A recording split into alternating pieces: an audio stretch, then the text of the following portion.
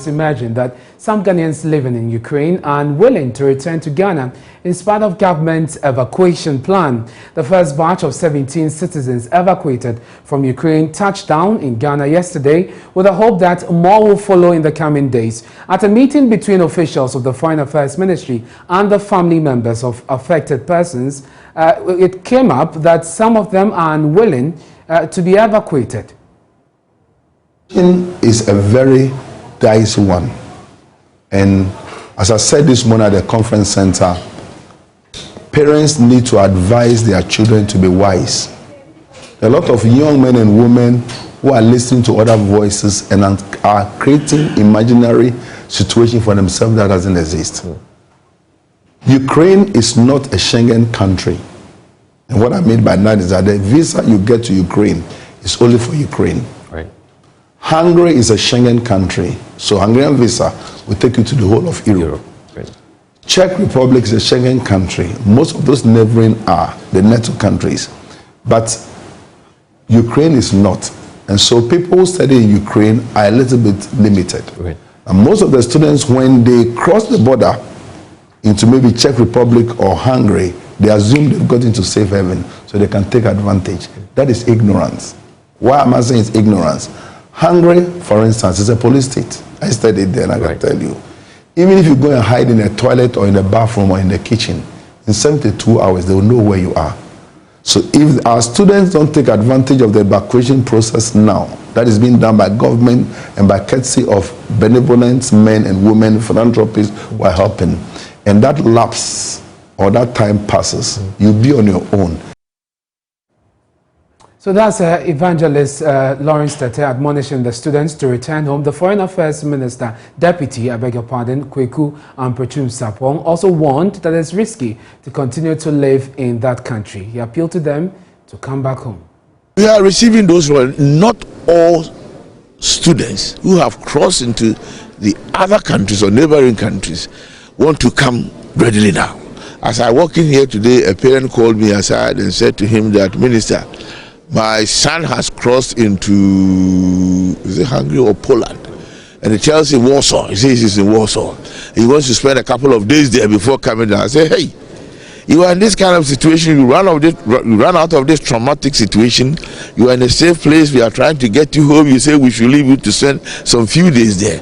And that's again, Reverend Dr. Tete was saying, there are others who think that Hungary is a EU country, right? So once they've gotten into a EU country, maybe it will be possible for them, because normally when you are traveling between EU countries, you get to the border, nobody bothers to ask you of your passport or anything of that sort. So you are likely to have some of the students who think they can take advantage of the situation. We've all been students before, we've all been kids before, and we know some of the things, some of the ideas that we have, and we have it on record. Not everybody wants to come.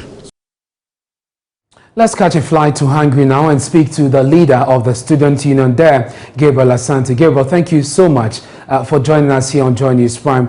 Give us an idea of how many students you have currently in Hungary, those who have moved from Ukraine following the conflict there. Very much and good evening. Currently, I am in Hungary so far from Sunday till today. We haven't closed for the day, but on the first day we had 26, on the second day we had 70 students, the same for the third day, and today, so far as I was about stepping out, coming to talk to you, and I checked the data, we have 29 students, or about 195 students as of now. So this is the current number that we have in Hungary. 199 Ghanaian students in Hungary at the moment. How are you managing them? 195 Ghanaian students. Very well. So for now, we have tried to rely on our own and other donations from the Hungarian community. They have been so superb. They have been donating to us and also even offering accommodation to some of them. Apart from the initial days that we were trying to manage our own resources that we have on ourselves to get accommodations and temporary rooms for them. Since then, the Hungarian community has been very helpful. And so for now, we have been dependent on ourselves, waiting for support from the higher authorities so that we can see the next steps to take. Okay, you say you're waiting for support, but there's an evacuation plan by government. Have you gotten in touch with the the people in charge of this? I mean, there have been hotlines given, contact numbers for you to get in touch with officials to help government evacuate these students. Yes, we are in touch with governments. We almost communicate on phone every day. Yesterday, we had officials from the Berlin and the Austrian missions to come and assist us as well yesterday evening. So some of them were here today. And we got information that ambassador, because Hungary is under Czech Republic, it's under Czech Republic mission. And so we are hoping that maybe tomorrow or the next day, the ambassador too will be here to support. So far, we communicate for communication, and what is going on, we communicate every day. But we understand there are some of the students who are unwilling to return home. Is that right?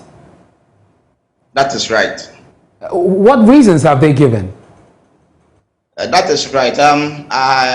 For us, what we are doing here, once the student who is a Ghanaian come, and we bring them to the holding place, we make sure that we take all their data, their details, their name, their passport ID, and all the information that are necessary. After that, we chat with them, we talk with them, and try to cite them of what they have gone through, and we have a conversation with them. If you talk to them, most of the reasons that some students have cited, especially one that can come on top of my mind now, is one student was citing the fact that he just enrolled in a school in Hungary and paid a school fees of about $2,000. And so just now, this thing has happened. He doesn't know what to do, and so he has to stay back and see how the situation will go, and if there will be opportunity for him to further his education. Because if he comes back to Ghana, he has spent a lot of money and doesn't know how he's going to pay for that money.